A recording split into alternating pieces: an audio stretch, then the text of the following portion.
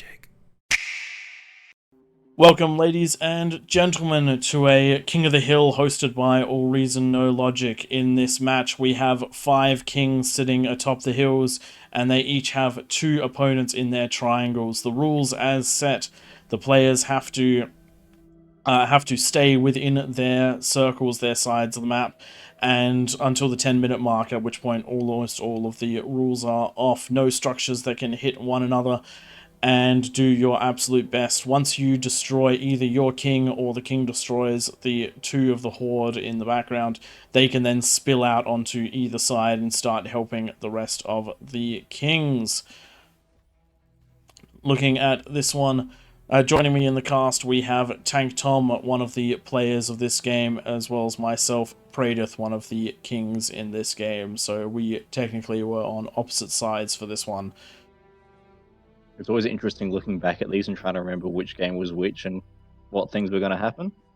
Honestly, when we started this replay, I thought it was the one where I was against Twig. So, I don't remember what happens here. I guess we're going to find out. Yep, we definitely are. So you can see we've got the 11 players around the outside. Ideally, we've got 10, but we often end up with an extra 1 or 2. So we've got, down on this bottom side, we have 3 players that are going to be into B-bomb and orange.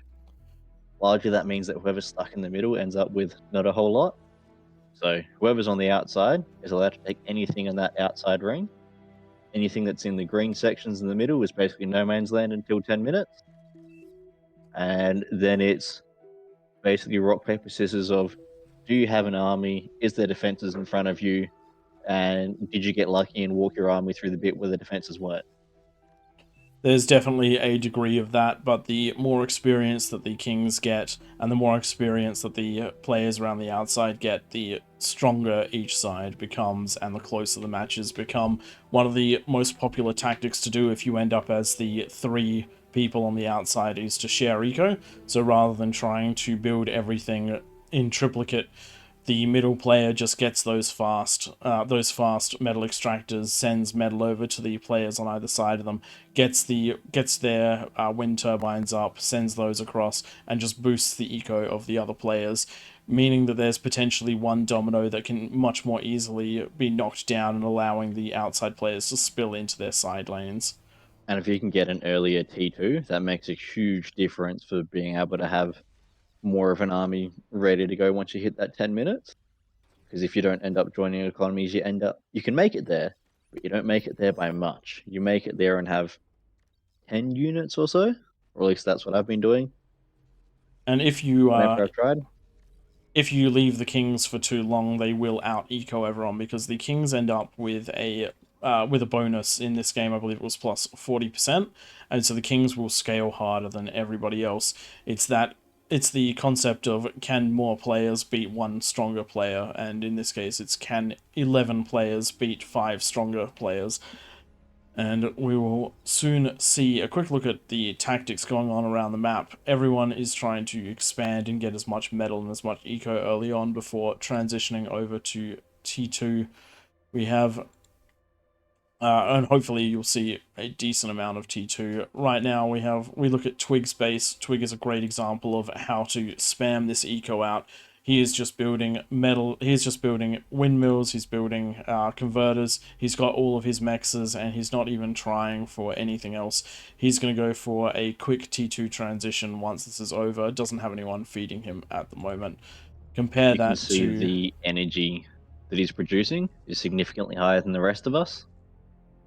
And if you compare that to Small, Small is going to get his T2 up faster, but it's currently stalling out. He's stalling on energy, he's stalling on metal. He didn't quite get enough up. You got to boost that eco just to the right level before trying to get to that T2.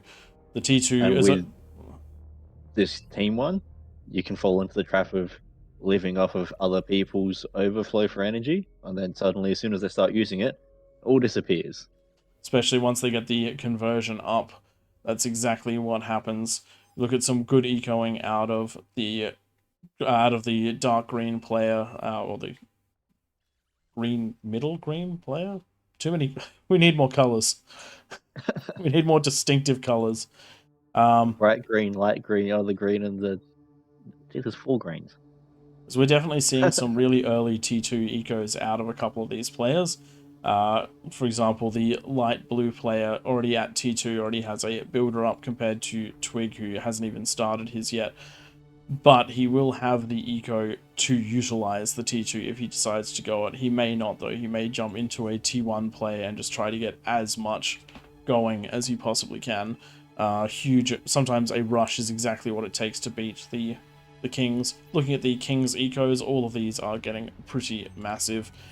I myself am on T2. I've already got my T2 labs well and truly going, and with only the 3 points, that's reasonably good for the 5-minute mark. I'm definitely going to be powering through that eco. Compare that to the orange player, also got their T2 just starting to come up now. The light yellow player, chronographer, getting his T2 going as well. Red player, T2 as well.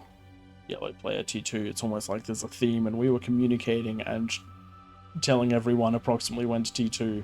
What a shocking revelation. Twig One thing getting that is his... good with these games is it helps with that sort of early game build queues, because we run through a bunch of these in a night, and you've got that 10 minutes. You've basically got 10 minutes to rinse and repeat your first 10 minutes of a game to try and see just how much eco you can get and how much build power you need to create an army in the last minute. As I was saying remember? before, Small was the first player to get his T2 lab up. He still does not have a T2. He still doesn't have a T2 mechs. Compare that to Twig, who still hasn't got his lab up. He'll only fall slightly behind in getting that T2 mechs, which is a crazy thing to think about. Just looking at the ecos, Twig currently sitting at 6,500 metal income compared to Small sitting at 5,500.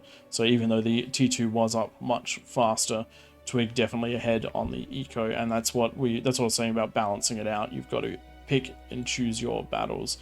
We're at 7 minutes now, so 3 minutes until everybody has to get online, and we're definitely going to see some reasonably interesting fights out of this one. Looking to the Kings, we're starting to get some tier 3 power generation online. These fusions will catapult them all the way through. 3 fusions about to come up for the Kings. So great little boost is going to happen there, and some units already out for the red player. A little early, I think, to get the units. Those that could have been put into resources, but we shall see. You can see over on this right-hand side, there's some teamwork happening. We've got the green Wanera and the light blue of Duffy. One's gone T2, one's staying at T1. So they're going to have one with the firepower and one with the spam coming through. And if we look up at the blue player, you can see what we're talking about with spam. This player is foregoing T2 completely to try and see just how hard he can push in with T1 units. Definitely like to see this. It can When be... you can make it past the defenses, you don't need much to kill the eco, but you need to get something through the defenses first, and that can either be you kill the defenses, or you throw enough things at it that something makes it through, kind of no matter what. Looking at the bottom green player, we've got a lot of pawns coming out for a similar reason. It looks like we're going to get a couple of players doing the early aggression, ticks coming out from the right green player, and we will see just how hard this pushes on out. See what they can all do. 1 minute left to go before all hell breaks loose, and we will see whether the Kings have enough to defend that early moment of the game, or if they're going to get absolutely crushed by all of this. One thing we've definitely gotten better at is making sure that as soon as you hit the 10-minute mark, you go kind of ready or not, because the longer you give the Kings to prepare, generally the worse it is when you actually hit them. It is the 10-minute mark which makes or breaks the game for the Kings. If they manage to make it through the 10-minute mark reasonably unscathed, then the Kings will almost certainly win it. If they do not, then if decent damage is done, the game is very, very even. but if not enough damage is done, then it definitely starts becoming in favor of the outside players. You I can think definitely that's see about different right. strategies, some with units, some with defenses and units. Basically picking and choosing which side they're going to micro on and which side they're going to leave to the static defenses. And we have the 10-minute mark passing right now, and we will see which players go. So coming out of B-Bomb, we have huge aggression with the ticks, but rushing into Chronographer, we also have huge tick aggression. And coming out of myself, Pawns and Fiends rushing on in, looking on down into the purple base. Large numbers of these have been destroyed, but the eco is also going down, and down. When you use ticks, they're going to be expendable, and it's just a matter of how much damage do they do once they've made it through. The blue player looks like he might be in a position to absolutely overwhelm the yellow player with all of the pawns, with the pawns breaking on through the hound line. Hounds, great units, but not necessarily good for defenses. This T1 push has been wildly effective, getting the units And into the that's base, the benefit eco of going T1, having down. enough units to be able to push through. Black Death Green's pushing pushing into pink. all into pink, yep. Manages to take down wind and conversion, but has not taken down much critical infrastructure yet. The build turrets are still alive, and the pawns and fiends are coming in to clean this one up. So even though it looks bad, it's actually minimal damage. Orange, having crushed the purple player, is heading on in to the blue player, and we'll see just how much damage is done here. Looking up the top, one of the kings has been eliminated, and looking to the side, similar sort of story coming out from the light yellow player, the cream player. So the Snipers, first king that dropped fell to nothing but T1. yes, and snipers being snipers backed up by ticks giving them vision and stopping the snipers from being destroyed. What a strong combo pushing into the cream player. Red on the top sides managed to fall as well. Red definitely similar story, Twig coming out with that T2 aggression. Red, yellow unable to hold the line there. Tank Tom, this was your lane. I didn't actually see what you did, Yeah, but it looks like your fiends got in nicely as well. I had fiends, or a selection of fiends to basically push the line, And and we coming up Twig had on the longer range with the firepower. looking down at the green player's base, fiends and pawns coming on in to see what damage they can do to Black Death. I had a reasonably decent attack on the teal player, so I decided to switch up targets and try and balance out my damage, set both players back. And the fiends do manage to get right on in. Good D-gun out of Black Death, takes a couple more of those out, but a few fiends getting into the eco and taking down a nice hefty chunk of it. So both of those players effectively crippled. Looking to B-bomb, just the ticks and the pawns have managed to absolutely cripple his opponents. So B-bomb and myself doing quite well against us, but Chronographer fallen and the two top players fallen. So it is now two kings versus what is effectively eight players and four players that are partially still in it but not fully. I hadn't realized just how effective the T1 was this game. The B-Bomb looks to have used nothing but T1 on his hill. It was T1 that killed the first king. So it just goes to show you the benefits. Um, you can go T2, but you have less units, whereas you can absolutely overwhelm with just T1 as well. Definitely, with the defenses, Dragon's Maws are absolutely, like, your pop-up turrets are absolutely key for defense when it comes to being a king, because the T1 rushes are devastating. Your pop-up turrets, great for dealing with T2 units, but they do not have the speed to deal with anything else. And the thing is, as soon as any defenses get surrounded, it doesn't really matter what they are, they all start falling rather quickly.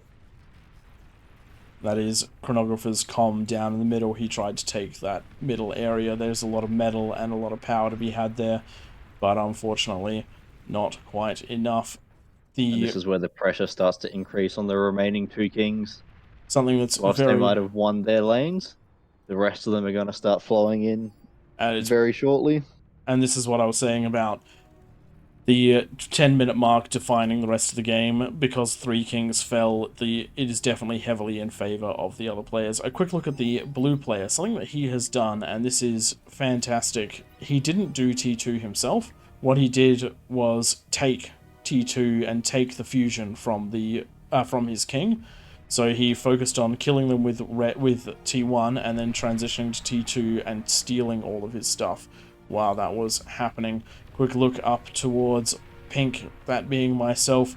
A gap has been left in this wall larger than I thought, and my unit's out of position to deal with it, so Twig running on in, getting my fusion, just about to pop, and there it goes. That is effectively me out of the game with no build And power B-Bomb and and Orange no struggling with power. ticks rushing through his front line as well. Ticks doing absolutely great against the pawns, not necessarily because they are dealing a lot of damage, but because they can run past them and the pawns just couldn't clean them up. All of the build power gone, and that's effectively B-Bomb and myself out of the game. Without build power, we cannot match what the outside ring is doing. That's what I was going to say. For the Kings, the critical resource is build power. Everything else you can probably get back up and running again. Like if you, say, lose a wind farm, you can just eat it and Just get another rebuild. fusion. It's fine. But if you lose the build towers, there is no coming back. And that is essentially the GG. Well done to the outer ring players. Absolute fantastic aggression, not letting the kings get established, and then helping each other's lanes instead of sitting back once your own was done and trying to eco off of that.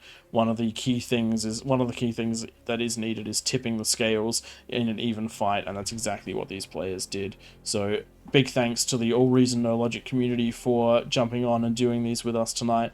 If you're interested in playing these, they do rely on honor rules. But this is the Sunday night stream sort of games that we do on the AllReasonNoLogic channel. Check us out in our Discord, link in the description. And if you enjoyed the video, leave us a like and subscribe, maybe a comment down below.